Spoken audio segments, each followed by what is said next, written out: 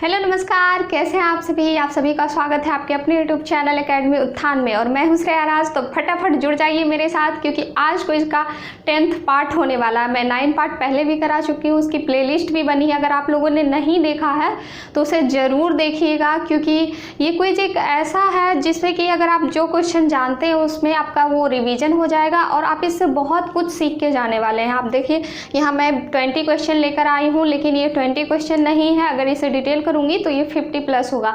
इसीलिए आप लोग हर रोज़ शाम को 4 बजे लाइव जुड़िए। ये शाम को हर रोज़ 4 बजे क्विज होता है, तो आपको बहुत फ़ायदा मिलेगा इससे। अगर आप 2021 में कोई भी एग्ज़ाम देने वाले हैं, किसी भी कंपटीशन एग्ज़ाम की तैयारी कर रहे हैं और एग्ज़ाम्स देने वाले हैं, तो ये क्विज़ आपके लिए बहुत फ़ायदेमंद होगा, बहुत बहुत बहुत। तो इसीलिए आप ज़रूर जुड़िए, अपने साथ साथ अपने दोस्तों को भी जोड़ लीजिए।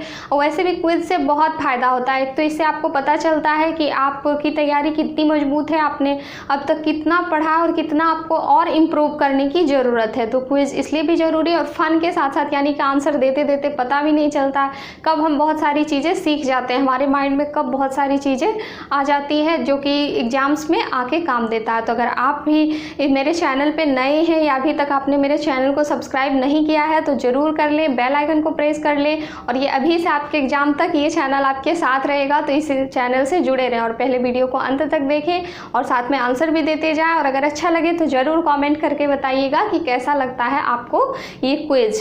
तो चलिए अभी स्टार्ट करेंगे। तो आज देख लीजिए, क्विज का पार्ट नंबर 10 है। और अगर एक चीज़ की आप लोगों को दिखाई नहीं दे रहा होगा, थोड़ा धुंधला अगर दिख रहा होगा, तो वीडियो क्वालिटी बढ़ा लें। मैं हर रोज़ ये बात बताती हूँ कि साइड में जो 3 डॉट्स होते हैं, आपके जो वीडियो चल रहे हैं वहाँ पे, उसमें जाके क्वालिटी पे जाके वीडियो क्वालिटी 480 कर लें। आपको चीज़ें क्लियर दिखेंगी और आपकी आई पे भी किसी प्रकार का इफेक्ट नहीं पड़ेगा। तो ज़रूर ऐसा कर लें। तो चलिए अभी स्टार्ट करते हैं। आप लोग भी फटाफट रेडी हो जाइए आंसर देने के लिए। तो चलिए देखते हैं पहला क्वेश्चन कौन सा है। लेटेस्ट से लेकर पास्ट तक का क्वेश्चन। पुरुष टेस्ट मैच में अंपायरिंग करने वाली पहली महिला कौन है। पुरुष टेस्ट मैच में आपने सुना होगा कि पुरुष टेस्ट मैच होता है और महिला टेस्ट मैच होता है। तो ये जो पुरुष टेस्ट मैच है, इसमें अंपायरिंग करने वाली पहली महिला कौन सी है, तो ये है क्लेयर पोलोसॉक। इंक डाला था, फीका हो गया।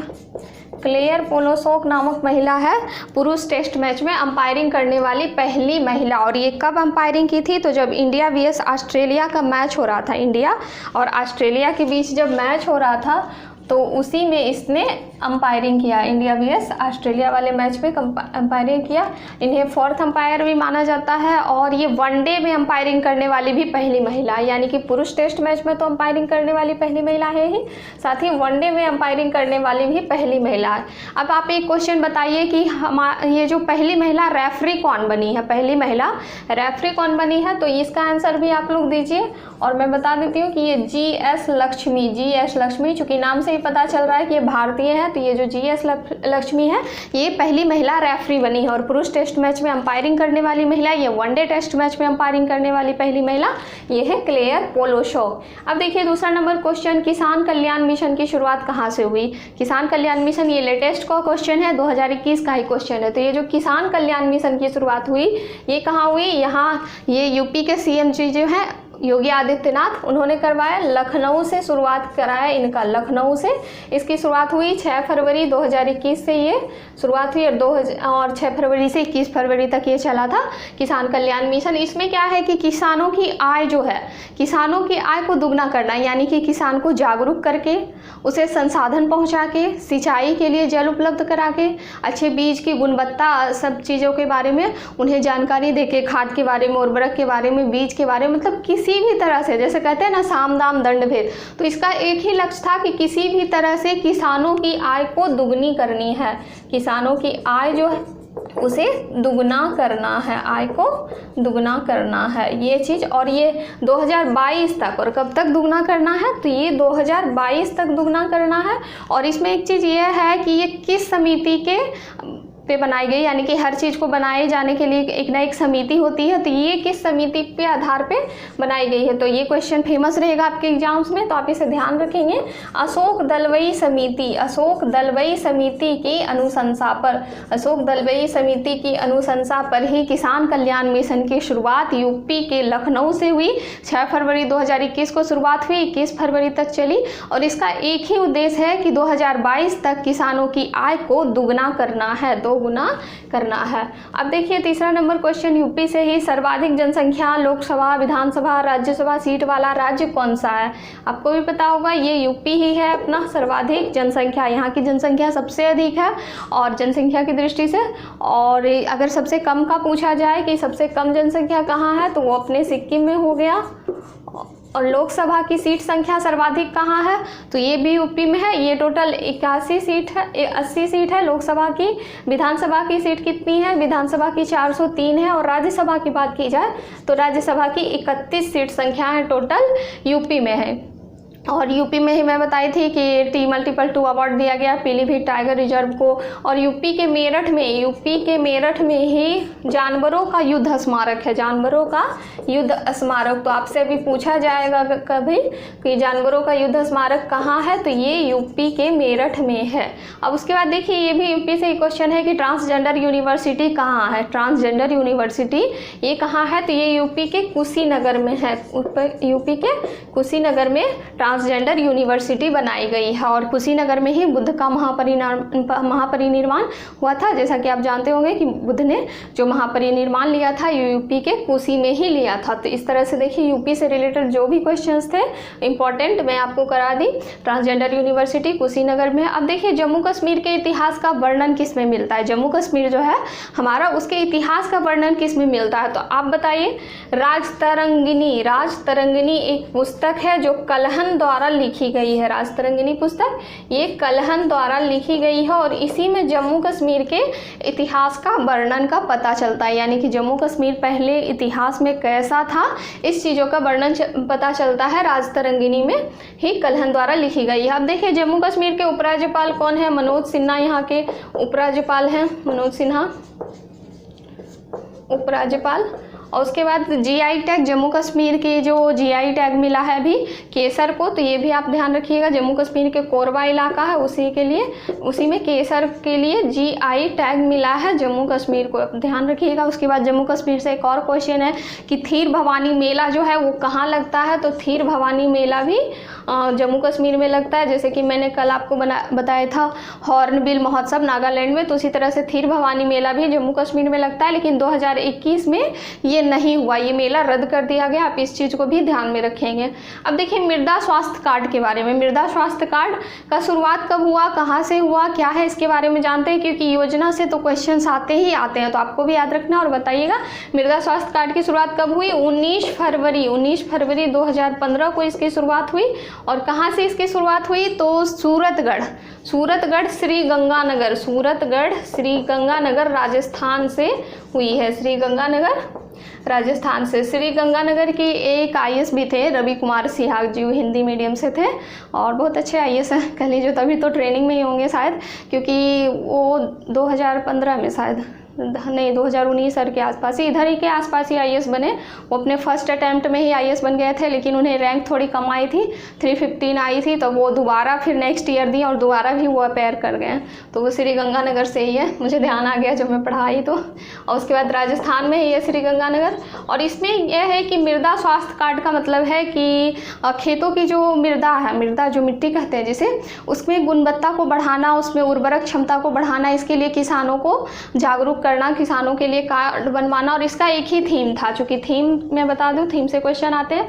तो ये जो मृदा स्वास्थ्य कार्ड था इसका एक थीम था स्वस्थ धरा खेत हरा, स्वस्थ धरा खेत हरा। इसका मतलब कि यदि धरा स्वस्थ, पृथ्वी स्वस्थ, भूमि हमारी मिट्टी स्वस्थ रहेगी तो खेत अपने आप हरा होगा, यानी कि खेत में उपज अधिक होगी। तो ये मृदा स्वास्थ्य कार्ड की थीम थी स्वस्थ धरा खेत हरा। और इसकी शुरुआत 19 फरवरी 2015 को सूरतगढ़ श्री गंगानगर से हुआ। अब देखिए इसमें एक और क्वेश्चन आता है कि खाद्य पुरस्कार किसे दिया गया, चूँकि मृदा मिट्टी खेत से ही संबंधित है खाद्य पुरस्कार, तो आप इसे ध्यान रखेंगे कि हाल ही में जो खाद्य पुरस्कार दिया गया ये रतन लाल को दिया गया, रतन लाल, मिट्टी के खेलाल रतन लाल को दिया गया खाद्य पुरस्कार। अब देखिए आगे का क्वेश्चन क्या है, रेलवे संग्रहालय कहाँ स्थित है। चूँकि आपको पता है कि रेलवे संग्रहालय, रेलवे यूनिवर्सिटी, ये सब इंपॉर्टेंट क्वेश्चन है। तो ये जो रेलवे संग्रहालय है वो हुबली और मैसूर में है, हुबली और मैसूर में है रेलवे संग्रहालय। हुबली और मैसूर जो है दोनों को कंबाइंड रूप से है, ये रेलवे संग्रहालय दोनों में कंबाइंड रूप से है रेलवे संग्रहालय हुबली और मैसूर में। अब देखिए अलमाटी बांध किस नदी पर है, तो अलमाटी बांध जो है ये कृष्णा नदी पर है, कृष्णा नदी पर है ये अलमाटी बांध, कृष्णा नदी पर। चूँकि आपको पता होगा कि कृष्णा नदी हमारे प्रायद्वीपीय भारत में यानी कि दक्षिणी भारत में पाए जाने वाला नदी है और इस पे कई प्रकार के बांध है, एक सैर सेन करके भी कुछ बांध है। तो अलमाटी बांध कृष्णा नदी पर, और मोती भी कृष्णा नदी में पाया जाता है। आपने सुना होगा कि हाँ मोती पाई जाती है, सीप से जो मोती निकलती है उस मोती भी कृष्णा नदी में ही पाई जाती है। अब देखिए भारत में उच्च न्यायालय की कुल संख्या कितनी है, भारत में उच्च न्यायालय की कुल संख्या कितनी है। तो वर्तमान में जो उच्च न्यायालय की संख्या है वो टोटल 25 है। चूँकि पहले 24 थी लेकिन एक 25 है, और जो नया 25वां नंबर का जो पूछा जाएगा अगर कि उच्च न्यायालय कौन है, सबसे नवीनतम उच्च न्यायालय कौन है, तो वो है अमरावती उच्च न्यायालय। अमरावती उच्च न्यायालय है, ये कहाँ स्थित है, तो ये आंध्र प्रदेश में स्थित है अमरावती उच्च न्यायालय। और सबसे पहले उच्च न्यायालय की अगर बात की जाए तो सबसे पहले उच्च न्यायालय कोलकाता उच्च न्यायालय है, कोलकाता उच्च न्यायालय। और उच्च न्यायालय का उल्लेख अनुच्छेद कितने में है, तो अनुच्छेद 216 में, अनुच्छेद 216 में उच्च न्यायालय का उल्लेख किया गया। और कल ही मैं आपको बताई थी उच्च न्यायालय की पहली महिला मुख्य न्यायाधीश ये थी लीला सेठ, हिमाचल प्रदेश उच्च न्यायालय से। और हाल ही में तेलंगाना उच्च न्यायालय की जो न्यायाधीश बनी है वो हिमा कोहली बनी है। अब देखिए कैपिटल बिल्डिंग कहाँ है, कैपिटल बिल्डिंग कहाँ है ये आपको पता करना है, जानना है। तो ये जो कैपिटल बिल्डिंग है ये अमेरिका में है, अमेरिका में। ये अभी चर्चा में क्यों है और मैं ये क्वेश्चन क्यों डाली, क्योंकि अभी ही ट्रंप के टाइम में, जिस समय आपने सुना होगा कि अभी कुछ दिन पहले अमेरिका में राष्ट्रपति का चुनाव हुआ है। तो राष्ट्रपति का जो चुनाव हुआ है तो उसमें जब ट्रंप थे, जब अधिक वोट मिल गया जो बाइडेन को, तो ट्रंप ने यहाँ हिंसा करवा दिया था कैपिटल बिल्डिंग में।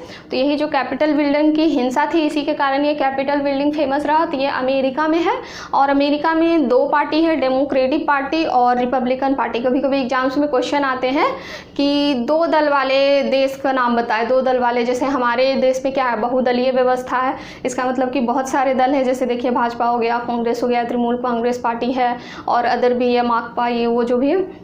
तो इस तरह से हमारे देश में बहुदलीय व्यवस्था है, बहुत सारी पार्टियां, राष्ट्रीय पार्टी ही तो 7+ हो गई हैं। और ये जो अमेरिका है वहाँ मात्र 2 ही दल हैं। तो द्विदलीय व्यवस्था वाले देश में अमेरिका आता है, डेमोक्रेटिक पार्टी और रिपब्लिकन पार्टी। तो वहीं जब चुनाव हो रहा था तो चुनाव के बाद अधिक वोट मिल गया जो बाइडेन को और वो राष्ट्रपति बनने वाले थे, जिसके कारण यहाँ पे हिंसा हुआ। तो आपने देखा होगा कि जैसे भारत में लोकसभा और राज्यसभा 2 सदन है सीनेट में, तो वहाँ है 2 सदन है यहाँ हमारे, लोकसभा और राज्यसभा। तो वहाँ जो है वहाँ भी 2 सदन है, एक सीनेट है, वहाँ भी 2 सदन है, एक प्रतिनिधि है, प्रतिनिधि, और एक सीनेट है। आप इसे भी ध्यान रखिएगा। और टोटल राज्यों की संख्या कितनी है, वहाँ 50 राज्य है और प्रत्येक राज्य से 2-2 सदस्य होते हैं, प्रत्येक राज्य से 2-2 यानी कि 100, टोटल 100 सीट संख्या होती है। तो इस तरह से ये हो गया कैपिटल बिल्डिंग के बारे में मैंने बता दिया। और आपको पता होगा कि जो बाइडेन जो है वो अमेरिका के भी वर्तमान में राष्ट्रपति हैं और कमला हैरिस जो है वर्तमान में उपराष्ट्रपति है। कमला हैरिस इसलिए प्रसिद्ध है क्योंकि वो भारत की मूल निवासी यानी कि भारतीय थी जो वहाँ बसी हुई है, तो इस तरह से इसीलिए वो फेमस है। और ये जो कमला हैरिस है इनके जो हस्बैंड है डगलस स्टुअर्ट, इसे सेकंड जेंटलमैन कहा जाता है। तो अगर एग्जाम्स में कभी क्वेश्चन आए कि सेकंड जेंटलमैन अमेरिका के कौन है, सेकंड जेंटलमैन, चूँकि राष्ट्रपति के हस्बैंड या वाइफ को प्रथम नागरिक यानी कि फर्स्ट जेंटलमैन के से सूचित किया जाता है, तो इसी तरह से ये जो उपराष्ट्रपति के हस्बैंड है तो इन्हें सेकंड जेंटलमैन से सूचित किया गया है, डगलस स्टुअर्ट, डगलस स्टुअर्ट फूफा जी, डगलस फूफा जी। तो इस तरह से प्रतिनिधि और सीनेट है टोटल, और आपको बता दिया गया। अब देखिए बुलंद दरवाज़ा का निर्माण किसने करवाया, तो ये जो बुलंद दरवाज़ा है इसका निर्माण किसने करवाया, तो फटाफट बताइएगा आप लोग। इसका निर्माण अकबर ने करवाया, अकबर ने करवाया बुलंद दरवाज़ा का निर्माण। चूँकि मुगल शासक का सबसे लेजेंड यही था अकबर, तो अकबर ने बुलंद दरवाज़ा का निर्माण कराया। कहाँ कराया, तो फतेहपुर सीकरी में, फतेहपुर सीकरी में कराया बुलंद दरवाज़ा का निर्माण। स्थान से भी क्वेश्चन आता है कि ये कहाँ स्थित है, किसने करवाया और ये किस उपलक्ष्य में कराया, ये क्वेश्चन भी आता है। तो ये गुजरात विजय के उपलक्ष्य में कराया गया। गुजरात विजय के उपलक्ष्य में अकबर ने ये बुलंद दरवाजा का निर्माण कराया फतेहपुर सीकरी में। अब देखिए क्वेश्चन है कि पद्म पुरस्कार की शुरुआत कब हुई। पद्म पुरस्कार जो थी जिसके अंतर्गत की पद्म श्री, पद्म भूषण, पद्म विभूषण ये सब दिया जाता है। तो ये जो पद्म पुरस्कार की शुरुआत हुई ये 1954 में हुई। 1954 में पद्म पुरस्कार की शुरुआत हुई और इसी में सबसे बड़ा जो भारतीय पुरस्कार है वो भारत रत्न है, आपको पता ही होगा। और ऐसे तो नोबेल पुरस्कार को माना जाता है। तो ब्लैक पैगोडा उसके बाद है। ब्लैक पैगोडा मंदिर का निर्माण किसने करवाया। ब्लैक पैगोडा जिसे आप कोणार्क मंदिर के नाम से जानते हैं, कोणार्क मंदिर के नाम से जानते हैं ब्लैक पैगोडा, इसका निर्माण किसने करवाया। तो गंग वंश के शासक, गंग वंश के शासक थे नरसिंह देव। गंग वंश के शासक नरसिंह देव ने इसका निर्माण कराया ब्लैक पैगोडा का। और ये कहाँ स्थित है, ये उड़ीसा में स्थित है। उड़ीसा में कोणार्क मंदिर स्थित। और इसकी एक विशेषता यह है कि ये पूरी तरह सोलर से चलने यानी कि पूरी तरह सौर ऊर्जा से संचालित होने वाली ये मंदिर है। ये इसकी विशेषता और आप इसे जरूर ध्यान में रखिएगा। पूरी तरह से सौर ऊर्जा से संचालित ये मंदिर है, सौर ऊर्जा से संचालित। तो आप इसे ध्यान में रखिएगा। ये भी क्वेश्चन के तौर पे पूछा जा सकता है। चूंकि आजकल के क्वेश्चन थोड़े स्मार्ट हो गए हैं, मैं बार बार बताती हूँ कि जो डायरेक्ट रहता है, जैसे यहाँ ब्लैक पैगोडा मंदिर का निर्माण किसने करवाया, क्वेश्चन ये है डायरेक्ट तो गंग वंश के शासक नरसिंह देव ने। तो ये नहीं पूछेगा, इससे घुमा फिरा के पूछेगा कि ब्लैक पैगोडा मंदिर किसे कहते हैं या फिर सौर ऊर्जा से संचालित मंदिर कौन सी है भारत की, तो वो ब्लैक पैगोडा या कोणार्क मंदिर है। अब देखिए 14th नंबर क्वेश्चन कि भारत में थोरियम के भंडार कहाँ है। भारत में जो थोरियम के भंडार पाए जाते हैं ये कहाँ है, तो ये केरल में है। केरल में थोरियम के भंडार पाए जाते हैं और ये केरल में मोनाजाइट मिट्टी, मोनाजाइट मिट्टी आपने सुना होगा, तो ये मोनाजाइट मिट्टी भी केरल में ही मिलता है। मोनाजाइट मिट्टी केरल में मिलता है। भारत की साइलेंट वैली केरल, और साउथ की मूवी में तो तहलका मचाने वाली है केरल। तो यही है, भारत में थोरियम के भंडार सबसे ज़्यादा केरल में मिलता है, मोनाजाइट मिट्टी। और कांग्रेस के पहले मुस्लिम अध्यक्ष कौन थे, कांग्रेस के पहले मुस्लिम अध्यक्ष कौन थे बताएंगे, तो ये बदरुद्दीन तैयबजी थे। बदरुद्दीन तैयब जी कांग्रेस के पहले मुस्लिम अध्यक्ष थे। और ये किस अधिवेशन के अध्यक्षता किए थे, तो 1887 ईस्वी के मद्रास अधिवेशन की अध्यक्षता किए थे। जैसा कि आपको पता है कि 1885 ईस्वी में कांग्रेस पार्टी की स्थापना हुई थी। तो कांग्रेस पार्टी की स्थापना किसने की, अगर स्थापनकर्ता की बात पूछ ली जाए तो ये A.O. ह्यूम ने की थी। A.O. ह्यूम ने, इनका पूरा नाम था एलन ऑक्टन ह्यूम। तो अगर अध्यक्ष की बात की जाए, स्थापना तो A.O. ह्यूम ने की, और कांग्रेस के पहले अध्यक्ष की बात अगर की जाए तो ये व्योमेश चंद्र बनर्जी, जिसे WC बनर्जी के नाम से भी जानते हैं। तो व्योमेश चंद्र बनर्जी कांग्रेस के पहले अध्यक्ष थे और पहले मुस्लिम अध्यक्ष थे बदरुद्दीन तैयब जी। और कांग्रेस पार्टी के पहले अंग्रेज अध्यक्ष के बारे में अगर पूछा जाए तो पहले अंग्रेज अध्यक्ष कौन थे, तो ये जॉर्ज कूले। चूंकि आपको पता है कि 1885 ईस्वी में ही कांग्रेस पार्टी की स्थापना हुई थी। तो उस समय तो हमारे देश में ब्रिटिश का शासन था, क्योंकि 1600 ईस्वी में ईस्ट इंडिया कंपनी जो थी भारत में अपना शासन स्थापित कर दिया था, यानी कि ईस्ट इंडिया कंपनी की स्थापना हो गई थी और धीरे धीरे भारत पर इसने कब्जा कर लिया। और हमारा देश स्वतंत्र कब हुआ, 1947 में, यानी कि 1947 में। इसलिए इसके बीच जो भी अवस्थाएं आएंगी, जो भी आंदोलन आएंगे, जो भी स्थापना आएंगे, इन सब में कहीं ना कहीं अंग्रेजों का भागीदारी होगा और उनसे तो क्वेश्चन आने ही आने। तो इसीलिए जो अंग्रेज अध्यक्ष थे ये जॉर्ज कूले थे और पहले अध्यक्ष WC बनर्जी, स्थापनाकर्ता A.O. ह्यूम 1885 में स्थापना हुई थी। बदरुद्दीन तैयब जी जो थे ये मद्रास अधिवेशन में अध्यक्षता किए थे और ये पहले मुस्लिम अध्यक्ष थे। अब देखिए चूंकि मैं 15 क्वेश्चन के बाद रोज लेके आ रही थी प्रमुख दिवस, तो लगभग प्रमुख दिवस तो हो ही गए हैं। अब अगर 2-4 कुछ छोटे बड़े होंगे तो मैं बीच में ही करवा दूंगी, पर 9th में बहुत सारे हो गए हैं, 9th क्विज तक के तो लगभग हो गए हैं सारे प्रमुख दिवस। अब मैं देखिए कुछ लाऊंगी, ये कब क्या क्या चीज़ हुई है, जैसे कि ये इतिहास का कुछ है पार्ट, तो ये कब हुई, ईस्वी के बारे में क्वेश्चन लाऊंगी, क्योंकि ईस्वी भूल जाते हैं लोग। तो ईस्वी को इस तरह से रोज पर डे रिवीजन के द्वारा याद रखा जा सकता है। तो मैं ईस्वी से क्वेश्चन लेकर आऊँगी, बाकी जो भी होगा इसी तरह से मुझे जो भी आपके लिए इंपॉर्टेंट लगेगा कि हाँ ये जरूरी है तो वो मैं लेकर आऊँगी। तो चलिए अब फटाफट आप लोग इसका आंसर देंगे। तो रॉलेट एक्ट अधिनियम, रॉलेट एक्ट कानून जिसे कहते हैं, ये कब लाया गया, तो ये 1919 ईस्वी में लाया गया। रॉलेट एक्ट कानून कब लाया गया, ये 1919 ईस्वी में लाया गया। इसे देखिए कि और भी अदर नाम से जानते हैं, रॉलेट एक्ट के अलावा इसे जानते हैं बिना दलील बिना अपील का कानून, बिना दलील बिना अपील का कानून, और इसके बाद इसे जानते हैं काला कानून के नाम से, काला कानून के नाम से भी इसे जानते हैं, बिना अपील बिना दलील के कानून। इसके आधार इसमें क्या होता था कि किसी भी व्यक्ति को, यानी कि अभी जैसे आप स्वतंत्र घूमते हैं, आप अगर कुछ गलत काम करेंगे तब आप पे वारंट जारी होगा, आपको जेल ले जाया जाएगा। लेकिन इसमें क्या था कि जब रॉलेट एक्ट कानून लागू हुआ तो उसमें किसी भी व्यक्ति को, यानी कोई भी व्यक्ति है तो उसे संदेह के आधार पर, यानी कि अगर पुलिस वाले को लगेगा कि आपने कुछ किया है, सिर्फ उन्हें लगेगा ऐसा, चाहे आपने किया हो या ना किया हो, तो आपको जेल लेके चले जाएंगे, आपको लेके चले जाएंगे बिना किसी वारंट के, बिना किसी आपको पहले से इंफॉर्मेशन के। तो यही रॉलेट एक्ट कानून था जिसे काला कानून कहते थे। तो इसके तहत क्या हो रहा था कि भारतीय जो भी नेता थे जो कि भारत के स्वतंत्रता संग्राम में क्रांति कर रहे थे, भारत को आज़ादी दिलाने के लिए प्रयासरत थे, तो उनको क्या किया गया कि इसी कानून के तहत उठाकर जेल ले जाया गया, ताकि ये जो आंदोलन है, ये जो अधिनियम सब चल रहे हैं, आंदोलन चल रहे हैं, ये रुक जाए। तो इस तरह से इसमें 2 नेता को ले जाया गया था जेल। एक तो सत्यपाल थे, सत्यपाल, और एक किचलू थे, सैफुद्दीन किचलू, जिन्हें सत्यपाल और किचलू के नाम से जानते हैं। तो ये 2 नेता जो थे, इन्हें जेल ले जाया गया। तो इन्हीं 2 नेता के जो विरोध में, यानी कि रॉलेट एक्ट के विरोध में ही आप जानते होंगे, सुना होगा कि जलियांवाला बाग जो अमृतसर में है, और वर्तमान में तो इसे एक तरह से बाग बना दिया गया है।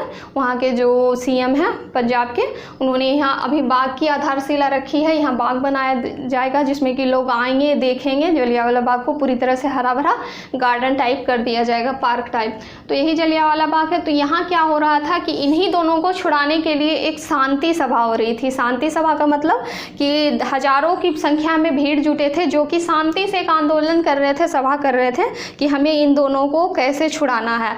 तो इसी समय जनरल डायर ने, जब उन्हें पता चला कि जिसे पता चला कि हाँ यहाँ पे एक शांति सभा हो रही है, तो वो क्या किए कि चूँकि जलियांवाला बाग का स्ट्रक्चर इस तरह से बना हुआ है, ऐसे बना हुआ है, मात्र एक गेट यहाँ पे, संकरा सा गेट, पतला सा गेट है।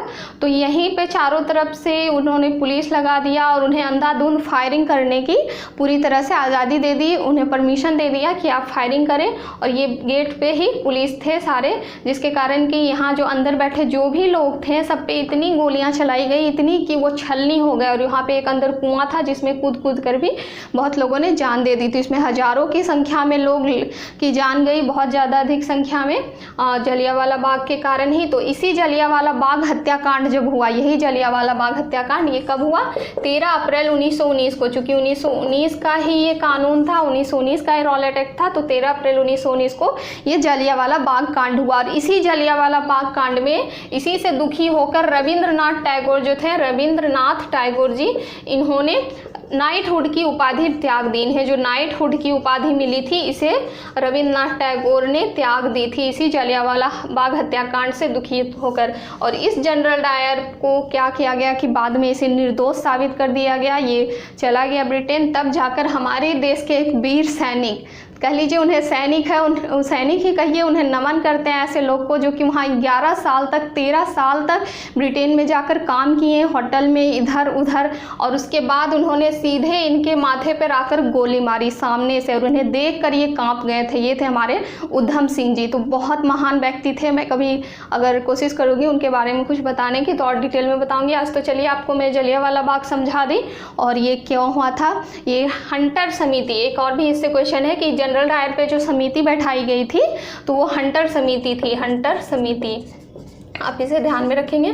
तो इस तरह से ये जलियांवाला बाग की पूरी कहानी थी, रॉलेट एक्ट की पूरी कहानी थी। अब देखिए असहयोग आंदोलन, आपको अच्छा लगा होगा तो बताइएगा ये कहानी कैसा लगा। तो असहयोग आंदोलन के बारे में जानते हैं कि ये कब हुआ था। असहयोग आंदोलन 1920 ईस्वी को हुआ। असहयोग आंदोलन जिसमें था कि हमें शांति से, चूँकि ये महात्मा गांधी के नेतृत्व में किया गया था, महात्मा गांधी के नेतृत्व में किया गया था ये आंदोलन। तो इसमें एक तरह से शांति से लोगों को आंदोलन करना था, इसमें किसी तरह के खून खराबा का नहीं होना। तो यह असहयोग आंदोलन 1920 में हुआ। उसके बाद देखिए सूरत अधिवेशन कब हुआ, तो सूरत अधिवेशन 1907 ईस्वी में हुआ, जिसमें कि गरम दल और नरम दल में बट गया, गरम दल और नरम दल में विभाजन हुआ। ये सूरत अधिवेशन 1907 ईस्वी में हुआ। उसके बाद देखिए चौरी चौरा कांड, इसका संबंध भी असहयोग आंदोलन से है। तो ये चौरी चौरा कांड क्या है? असहयोग आंदोलन चूँकि आपको पता है 1920 ईस्वी में स्टार्ट हुआ और ये शांति से चल रहा था। तभी 5 फरवरी 1922 को, 5 फरवरी 1922 को गोरखपुर में, यूपी के गोरखपुर में एक थाने में 22 पुलिसकर्मियों को जिंदा जला दिया गया। यानी जो ये आंदोलन कर रहे थे, असहयोग आंदोलन में जो व्यक्ति, तो उन्होंने क्या किया कि 5 फरवरी 1922 को गोरखपुर के एक थाने में 22 पुलिसकर्मी को जिंदा जला दिया, थाने में ही आग लगा दी, जिसके वजह से कि महात्मा गांधी दुखी हो गए और उन्होंने असहयोग आंदोलन को स्थगित कर दिया। 12 फरवरी 1922 को असहयोग आंदोलन स्थगित कर दिया। तो इस तरह से 1920 में असहयोग आंदोलन हुआ और चौरी चौरा कांड जो है 5 फरवरी 1922 में हुआ। और इसी असहयोग आंदोलन में, यानी कि इसी चौरी चौरा कांड से दुखी होकर महात्मा गांधी ने केसरी हिंद की उपाधि त्याग दी थी। उन्हें जो केसरी हिंद की तो उपाधि मिली थी, ये इसी चौरी चौरा कांड की वजह से उन्होंने त्याग दिया था। अब देखिए चंपारण सत्याग्रह, चूंकि आपको पता है कि महात्मा गांधी 1915 में दक्षिण अफ्रीका से भारत आ गए थे, तो इसीलिए 1917 ईस्वी में चंपारण सत्याग्रह हुआ। इसके पीछे भी कहानी है कि भारत के जो बिहार है, बिहार का जो प्रांत है, वहाँ 3 कठिया व्यवस्था चलती थी। 3 कठिया व्यवस्था का मतलब कि अगर ये प्लॉट है और ज़मीन है, तो इसे अगर आप 4 भागों में बांट दिया जाए, तो इस पर जो ये एक भाग है 3/3 भाग पे आप कुछ भी कर सकते हैं, कोई भी खेती कर सकते हैं। लेकिन ये जो एक भाग था, इसमें आपको ज़बरदस्ती अंग्रेज़ों द्वारा नील की खेती कराई जाती थी। यानी कि वहाँ के जो किसान थे, उसे कहा जाता था कि आप नील की खेती, आपको एक कट्ठा में 3 कठिया व्यवस्था इसे कहते हैं कि अपने प्लॉट के एक हिस्से में आपको नील की खेती करनी पड़ेगी, किसी भी कीमत पर करनी पड़ेगी। तो सभी किसानों को जबरन करना पड़ता था और इसका उसे उचित मूल्य भी नहीं मिलता था। यानी नील के जो जितने दाम होते थे वो भी नहीं मिलते थे। और इसके अलावा नील की खेती करने से क्या होता है कि बरसों के लिए भूमि बंजर हो जाती है। यानी कि भूमि जो होती है उसमें फिर कोई भी फसल अच्छे नहीं उपज पाते हैं, ये बंजर हो जाते हैं। तो इसीलिए किसानों को द्वारा इसका विरोध किया गया। किसान नहीं चाहते थे कि करें, तो अंग्रेज के सामने तो किसानों का डटना एक तो मुश्किल काम था। तो तभी राजकुमार शुक्ल नामक व्यक्ति, एक वहाँ के जो राजा थे, राजकुमार शुक्ल नामक व्यक्ति थे जो वहाँ के, उन्होंने महात्मा गांधी का कई दिनों तक पीछा किया और उन्होंने ही महात्मा गांधी को अपने ये बिहार में आने के लिए कहा और उनके ही सिफारिश पर, उनके ही अनुनय विनय पर महात्मा गांधी बिहार में आकर चंपारण सत्याग्रह किए 1917 ईस्वी में।